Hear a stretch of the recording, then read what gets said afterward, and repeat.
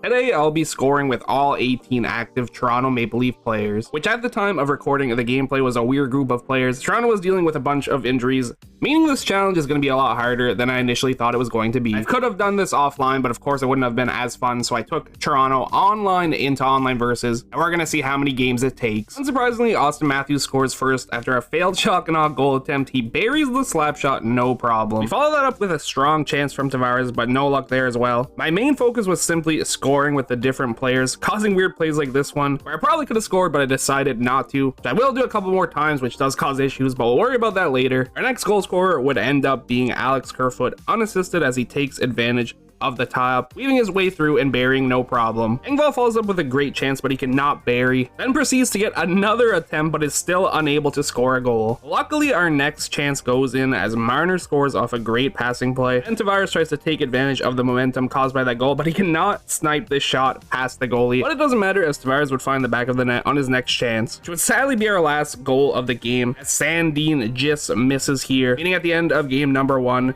we leave with 4 goals. We start game number 2 out strong with a goal from Nylander, who powers his way through the opposing team. Next up on the scoring sheet is Mark Giordano, who is getting fancy with it, making a couple moves before finishing off a fantastic goal to be the first defenseman to score a goal. After that, the fourth line scrambles and gets a decent chance, but is unable to get the job done. Then a point shot gets tipped in front by Bunting. Engvall scoops up the rebound, but the puck is still not going in the net. Then after letting in this interesting goal here, and then this even more interesting goal here, we would get our next goal from Holmberg, who uses his speed to shift past the defenseman and finish the chance no problem. Bunting tries to get fancy with it, adding a spin move in there as well, but can't find a way to score, while Sandin picks up the puck off the boards and sneaks right through the whole team and no problem and beats the goaltender for our next goal. With 5 minutes remaining, Bunting enters the zone and tries his best to score, but can't get the job done. And luckily, with 5 seconds left, the fourth line grind goes absolutely bonkers, and we dunk one in with Semyon. I'm not even going to try and pronounce his last name. I know I'm going to butcher it so bad. Just like that, we end game number 2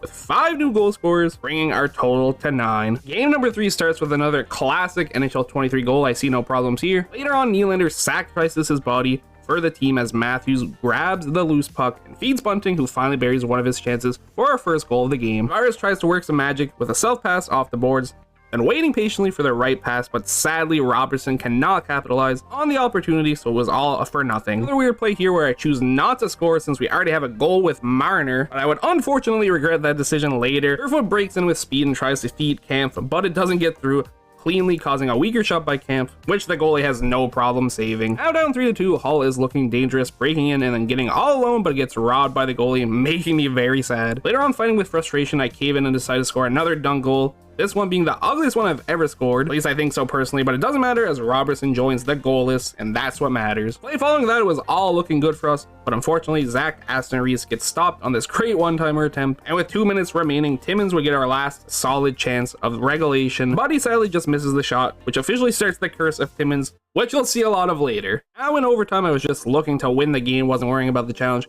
but I missed my first backhand attempt with Tavares, and then I break free from everyone and get another great backhand chance. Can't score that one either. And of course, you can guess what happens from here. He gets a breakaway, he gets a backhand chance, and he bears it no problem, meaning we lose the game. Means we probably should have took that Marner goal that we had earlier, but it doesn't matter, because either way, we end game 3 with 2 more goal scorers, bringing our total to 11. Game number 4 starts with the worst Connor McDavid breakaway goal I've ever seen, and you'll probably ever see. But not long after, on the power play, it looked like we would tie the game, but Engvall once again could not score as he stopped by Skinner. The bouncing puck gives us a chance to score once again as Camp feeds Engvall for another chance, but he's still unable to beat Skinner, and he still can't score a dang goal. Luckily on the same play, our opponent makes a mistake and gives Camp a wide open net to shoot at, and I let out all my frustration into the shot, and David Camp joins the goal scoring list. And our next goal scorer does end up being Zach Aston Reese, with probably my favorite goal of the day, as he patiently waits for the right moment to strike, dances through the entire enemy team before sniping the puck right past Skinner. Right after that, he follows up with a perfect pass to Engvall, who finally decides to score one of his chances, and he is the final forward to score a goal, which is also enough to make our opponent rage quit the game. And 3 new goal scorers during game number 4, putting our total up to 14. Only 4 defensemen to go. Game number 5 starts with a great move by Semyon, who then finds Engvall for a great goal. It technically doesn't help us for the challenge, but I did want to show you guys anyway because I thought it was a cool goal. Later on, tied at 2, Mete has a great chance as he skates by the entire team, but gets poke checked at the last possible moment. Mete wouldn't be done there, however, as he would fight his way through, get a great chance, but come out empty-handed. Even after a dunk attempt off his own rebound, he still couldn't score. But in the first, Aston Reese misses a great chance to tie the game. Semyon will not miss his chance. Once again, this goal doesn't help us in the challenge. I just wanted to show a slightly better goal with Semyon, as he was the worst player on the team. The pass is on point. Victor Mete receives the puck and sneaks by everyone to get his goal. After being very aggressive all game up to this point, he finally gets the job done. Justin Hall looking to go end to end. Even though he is absolutely gassed, he uses everything he has left in the tank, only to come up short on the scoring chance. Speaking of gas players, Liljegren slowly but surely makes his way up the ice, doing whatever it takes to score. After losing possession, he fights to get it back, then makes a great move to beat the goalie, which forced our opponent to fled the scenes as he had enough after that goal. 5 games down, we had 2 new scorers once again and bring our total to 16. In game number 6, we only have 2 men left to score with,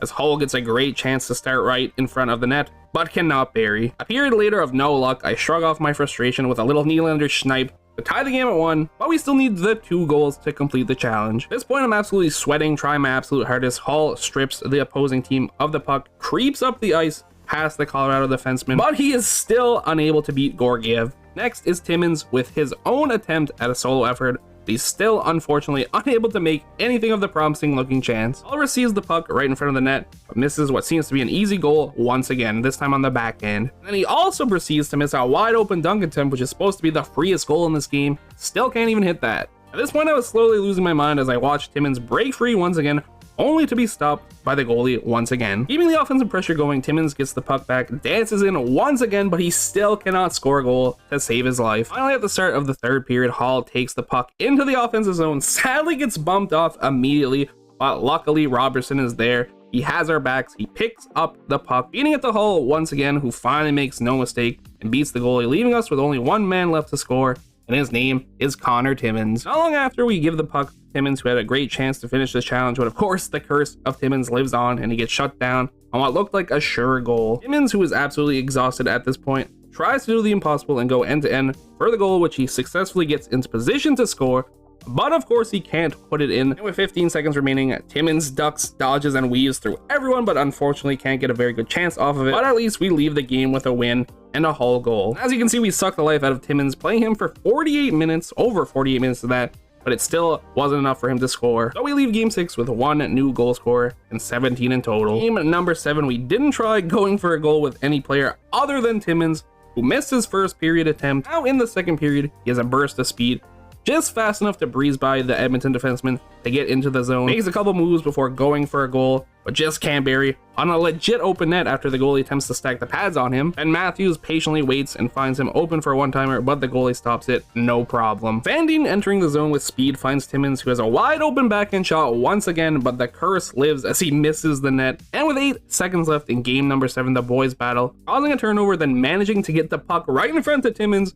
with 1 second left, but it's not good enough as the goalie makes the save and we go a whole game without scoring with Mr. Timmins. Now after all this wait, I'd love to say that the Timmins goal that we eventually scored was absolutely phenomenal, but me and you both know that's not true, as we get one of the most EA Sports goals ever to finish off the challenge. After 8 total games, I've officially scored with every member of the active Toronto Maple Leafs team at the time of recording the gameplay. Thank you everybody so much for watching. I hope you enjoyed, and I will catch you in the next one. Peace out.